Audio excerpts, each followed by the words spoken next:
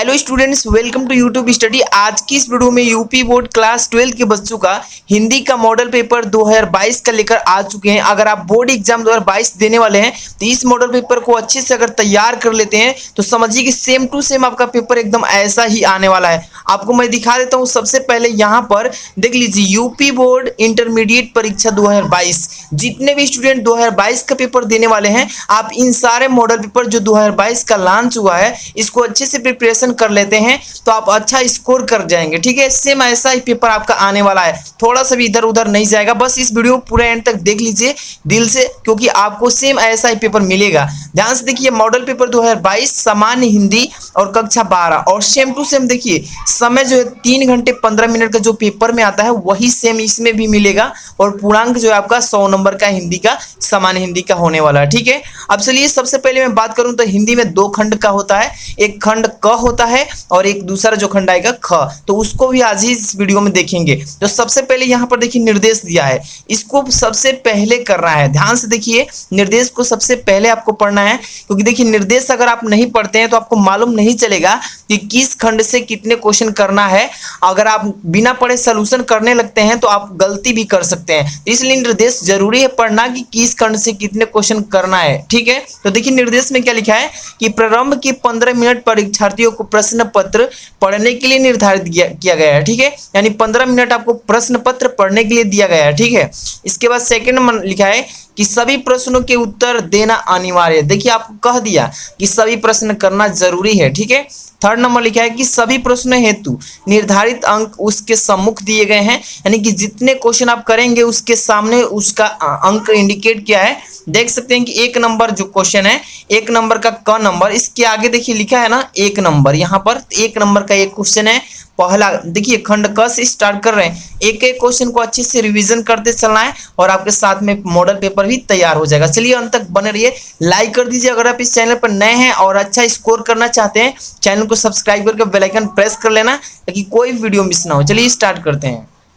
तो देखिए इसमें आपका बहुविकल्पी ना, देखिए पहला स्टार्ट होता है, पहला का क नंबर, परीक्षा गुरु के रचनाकार है। ध्यान से देखिए क्वेश्चन का ऑप्शन 4 दिया, इसमें से कौन सा ऑप्शन सही है आप कमेंट बॉक्स में अगर तैयारी किए हैं तो जरूर बताइएगा। ठीक है, परीक्षा गुरु के रचनाकार श्री निवास दास जी हैं कि मनोहर श्याम जोशी हैं कि राजेश यादव की श्री लाल शुक्ल जी। तो इसका मैं करेक्ट आंसर बताता हूं, परीक्षा गुरु के रचनाकार श्री निवास दास जी, यानी कि पहला नंबर जो ऑप्शन है करेक्ट हो जाएगा। इसके बाद नेक्स्ट क्वेश्चन, पहला का ख नंबर, भारत दूरदशा रचना है। ध्यान से देखिएगा, भारत दूरदशा ये एक रचना है और किसकी रचना है यहाँ पर ऑप्शन पढ़िए, जयशंकर प्रसाद की, राम कुमार वर्मा की, कि भारतेंदु हरिश्चंद्र की, कि श्याम सुंदर दास जी की। तो इसका राइट आंसर देखिए आप कमेंट बॉक्स में भी बता सकते हैं। तो भारत दूरदशा रचना है भारतेंदु हरिश्चंद्र, यानी कि जो भारतेंदु हरिश्चंद्र जी हैं इनकी भारत दूरदशा एक क्या है, रचना है। इसके बाद नेक्स्ट क्वेश्चन आप देख सकते हैं, ग नंबर लिखा है कि राग दरबारी की रचना विधा है। ध्यान से देखिए, राग दरबारी जो है ये रचना है, रचना विधा है किसका, यहाँ पर कविता का, नाटक का, निबंध का, इनमें से कोई नहीं। तो राइट आंसर देखिए, न कविता होगा, न नाटक होगा, न निबंध होगा, कोई नहीं है। राग दरबारी इनमें से कोई नहीं है, क्योंकि राग दरबारी यहाँ पर ऑप्शन जो दिख रहा है 4 नंबर, ये हो जाएगा राइट आंसर। राग दरबारी इनमें से कौन सी रचना विधा है, तो कोई नहीं है। ठीक है, अब इसके बाद नेक्स्ट क्वेश्चन आप देख सकते हैं, घ नंबर लिखा है इसमें कि रामचंद्र शुक्ल ने भक्ति काल का सर्वश्रेष्ठ लोकवादी कवि किसे कहा है। यहाँ पर देखिए रामचंद्र शुक्ल भक्ति काल का सर्वश्रेष्ठ लोकवादी कवि किसे कहा है। इसका राइट आंसर आपको बताना है, कबीरदास, सूरदास, मलिक मोहम्मद जैसी, तुलसीदास। इसका राइट आंसर मैं बता दूं तो तुलसीदास होगा। ठीक है, यानी कि 4 नंबर, यानी घ नंबर 4 नंबर होगा इसका राइट आंसर। अब चलते हैं नेक्स्ट क्वेश्चन 5 नंबर। यहाँ पर देखिए अंग नंबर, साहित्य लोचना गद्य की विधा है। तो देखिए साहित्य लोचन जो है ये गद्य है और गद्य की विधा क्या है, नाटक है, उपन्यास है, या आलोचना है, या निबंध है। इसका राइट आंसर देखिए कमेंट बॉक्स में आप बता सकते हैं। तो साहित्य लोचना गद्य जो है 3 नंबर ऑप्शन होगा। ठीक है, चलिए आगे नेक्स्ट क्वेश्चन कंटिन्यू करते हैं 2 नंबर से। देखिए एक क्वेश्चन में 5 आया था, 5 नंबर आपका तैयार हो गया। अब यहाँ से देखिए दूसरा क्वेश्चन तैयार करते, इसलिए साथ में लिखा है कि अल्लाह खंड का दूसरा नाम है? देखिए अल्लाह खंड जो है इसका दूसरा नाम क्या है? बिसलदेव रासो, परमाल रासो, सुखमाल रासो या हमीर रासो। इसका करेक्ट आंसर होगा परमाल रासो, यानी कि 2 नंबर जो ऑप्शन है करेक्ट आंसर हो जाएगा। ठीक है, दूसरा का हो गया। ख नंबर चलते हैं। हिंदी का प्रथम महाकाव्य यहाँ पर देखिए कौन है?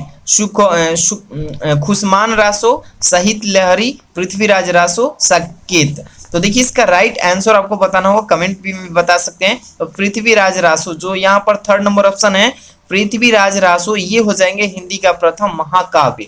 ठीक है, इसके बाद नेक्स्ट क्वेश्चन है ग नंबर। चिंतामणि कवि हैं किसका? तो रीति सिद्ध वर्ग के, रीति मुक्त वर्ग के, रीति रहित वर्ग के, रीतिबद्ध वर्ग के। तो इसका राइट आंसर बताना है कि चिंतामणि जो कवि है किस वर्ग के हैं। तो इसका करेक्ट आंसर अब मैं बता देता हूँ, रीतिबद्ध जो है यहाँ पर देखिए, रीतिबद्ध कहाँ पर है, यानी कि 4 नंबर, ये हो जाएगा इसका करेक्ट आंसर। ठीक है, तो चिंतामणि कवि किस वर्ग के हैं? तो रीतिबद्ध के। ध्यान से इसको याद करते चलिए। नेक्स्ट क्वेश्चन यहाँ पर घ नंबर, ध्यान से देखिए। स्थूल भद्ररास, देखिए स्थूल भद्ररास के रचनाकार कौन है? इसका करेक्ट आंसर आपको बताना है कमेंट बॉक्स में।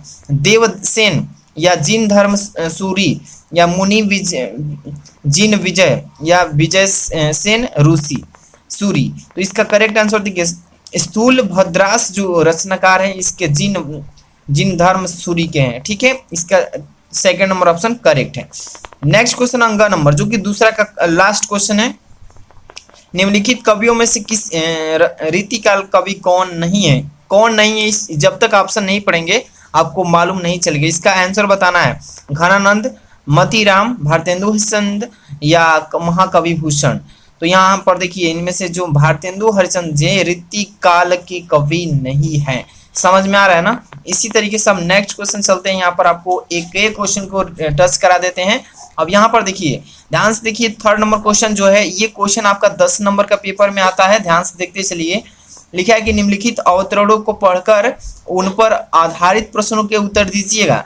यहाँ पर देखिए ये जो है आपका गद्यांश है, ये गद्यांश जो है 2 देगा, 2 गद्यांश देगा क, 1 देगा अथवा में। यहाँ पर देखिए ख, ध्यान से देखिए अथवा में ख दिया है।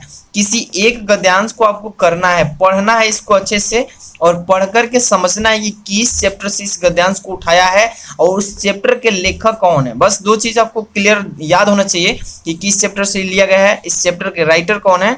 अब यहाँ पर क्वेश्चन भी आपसे करेगा, इसका आंसर भी आपको बताना है। चलिए ध्यान से देखिए, लिखा है धरती माता की खोज में, तो ये आपको पढ़ लेना है। आपको मैं यहाँ पर हिंट कर रहा हूँ, अभी आगे क्वेश्चन से टच कराना है सभी क्वेश्चन को, है ना।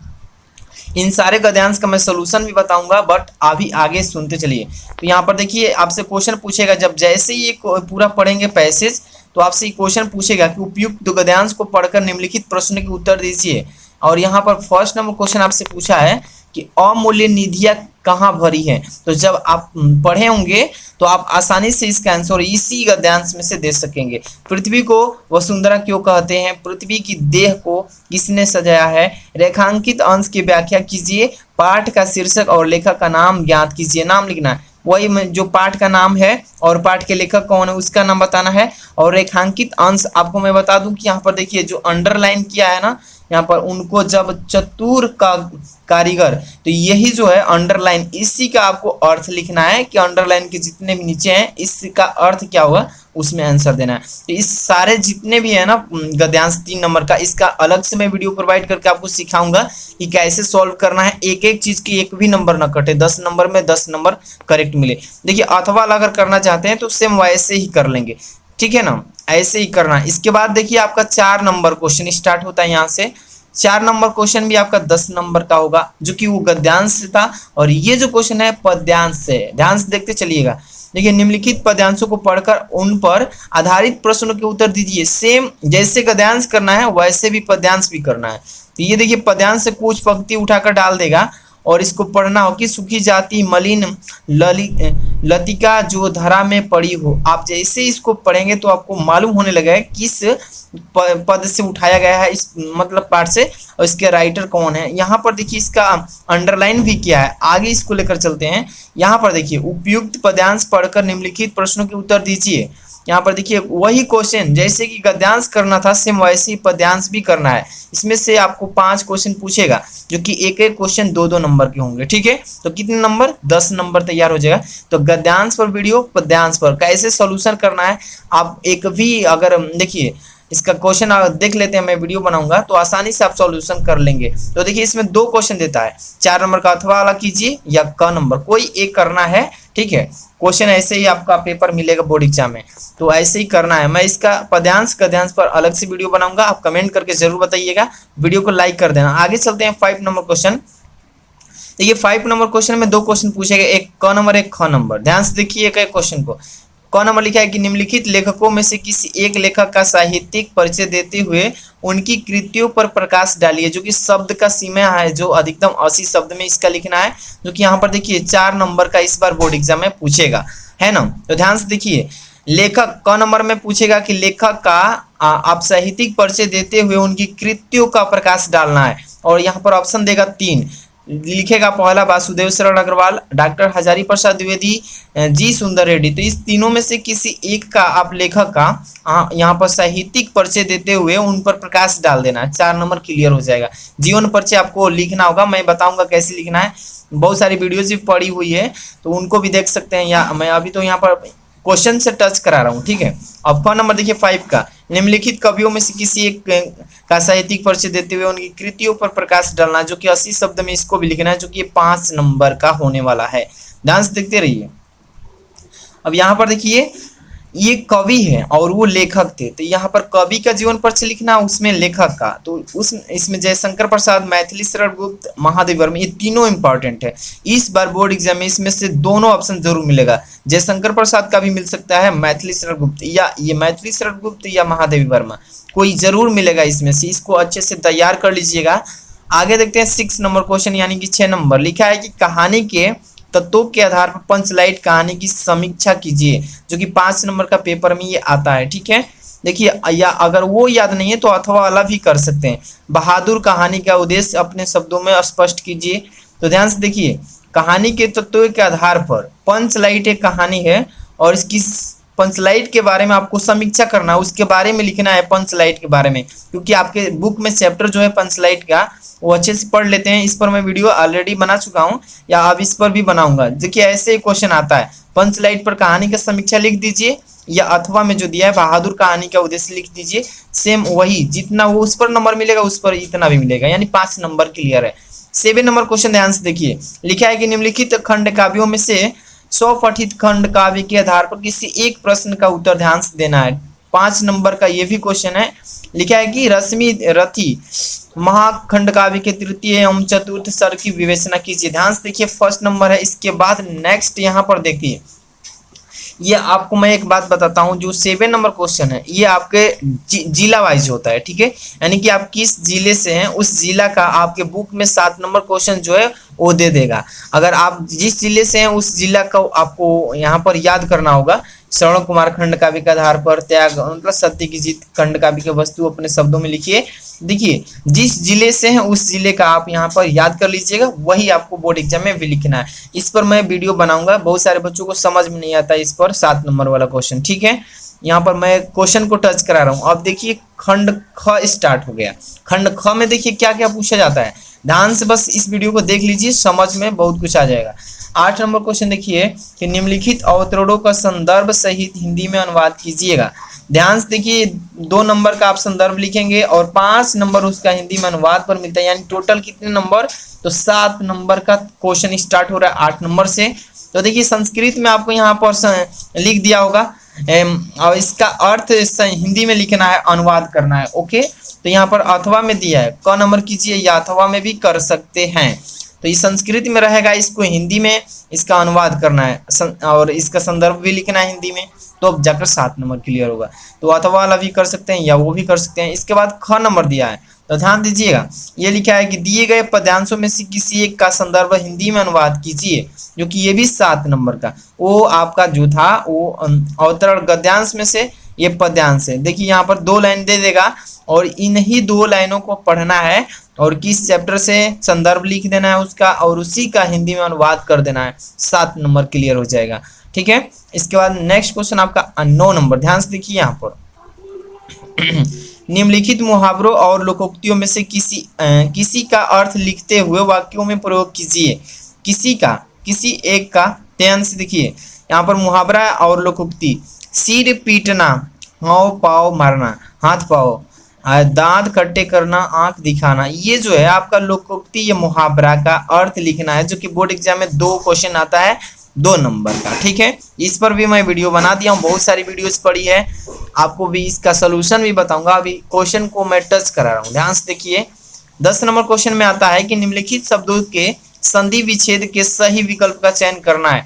देखिए 3 क्वेश्चन दिया है, तीनों को करना होगा, जो कि 3 नंबर मिलेंगे। ठीक है, संधि विच्छेद आप समझ पा रहे हैं, सुखार्थीन का संधि विच्छेद, सूर्योदय का संधि विच्छेद, मात्राज्ञा का संधि विच्छेद, इसी में से चारों में से कौन सही है, आपको ये आंसर देना है।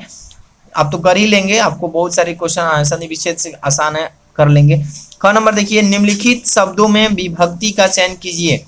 विभक्ति का चयन करना है इसमें कि विद्यालयम लिखा है, तो विद्यालयम जो है कौन सी विभक्ति का है, चतुर्थ, द्वितीय, षष्ठी, प्रथम, ये आपको सब कुछ बताएंगे, अभी तो टच कर रहे हैं। पृष्ठेन, इसमें कौन सी विभक्ति है ये बताना है। 11 नंबर क्वेश्चन की तरफ चलते हैं। लिखा है इसमें निम्नलिखित शब्द युग्मों का सही अर्थ चुनकर लिखिए।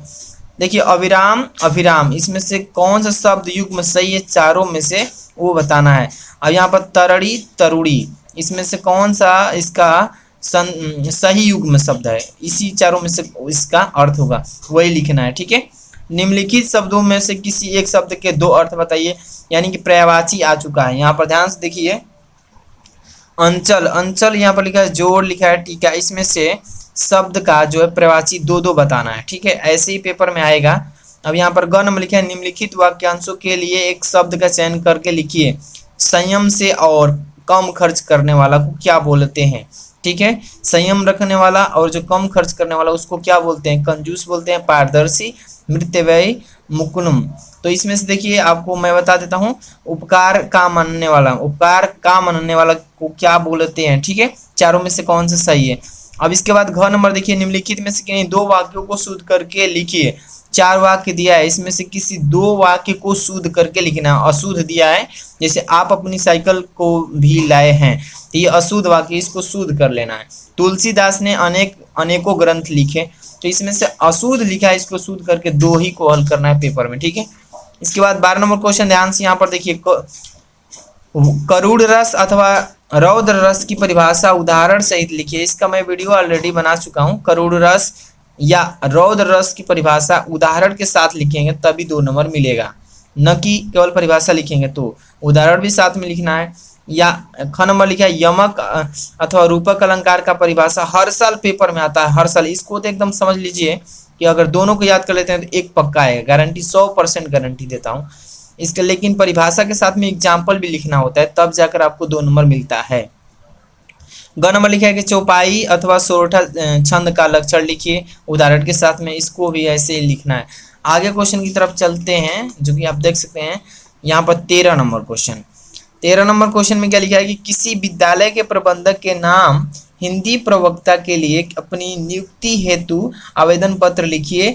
या आप इससे देखिए, नगर निगम के स्वास्थ्य अधिकारी को अपने मोहल्ले के विद्यमान गंदगी के विषय में एक पत्र लिखिए। इसका मैं ऑलरेडी नगर निगम पर वीडियो बना दिया हूँ। निबंध लिखना होता है, जो कि 6 नंबर का पेपर में आता है। ये निबंध है, ठीक है ना, इसको निबंध बोलते हैं।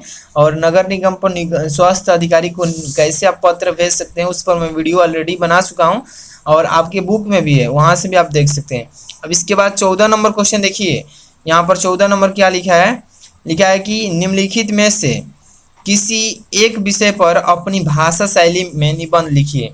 यहाँ पर देखिए आपका पत्र लिखना था इसमें, ठीक, लेकिन यहाँ पर निबंध है, ये वाला निबंध है 9 नंबर क्वेश्चन, जो कि 14 नंबर क्वेश्चन, जो कि 9 नंबर का आता है। जैसे कि भारत में प्रौद्योगिकीकरण, और ख नंबर लिखा है सर्व शिक्षा अभियान। ग नंबर प्राकृतिक आपदाएं और उनका प्रबंधन। घ नंबर लिखा है कि महंगाई की समस्या। ये निबंध है, इसी पर आपको निबंध जो है आपको 3 पेज में लिखना होता है। अगर 3 पेज में निबंध लिखते हैं तो 9 नंबर मिलेगा। निबंध पर मैं बहुत सारी वीडियोस बनाया हूँ, आप वहां से भी देख सकते हैं कि अगर आपको याद नहीं है निबंध, क्योंकि निबंध तो याद करने वाला टॉपिक है ही नहीं है, क्योंकि समझकर एक एक हेडिंग लगाना होता है। मेन इसमें हेडिंग होता है, अगर आपको हेडिंग लगा लेते हैं और उस पर बनाकर अच्छे से लिख देते हैं, एक भी नंबर नहीं करता है। ठीक है, क्वेश्चन पेपर जो है आपका 14 क्वेश्चन बस आएगा इस बार। ठीक है, और इसका पूरा वीडियो सोल्यूशन चाहते हैं, कमेंट कीजिए, लाइक शेयर कर दीजिए, चैनल पर नया तो सब्सक्राइब कीजिए। और इसका मैं जल्दी से पूरा वीडियो सोल्यूशन बना दूंगा, एक एक क्वेश्चन को समझाऊंगा, एक भी वीडियो मिस ना हो। इसके लिए चैनल को सब्सक्राइब करके बेल आइकन हिट कीजिए। मिलते हैं नेक्स्ट वीडियो में। Thanks for watching.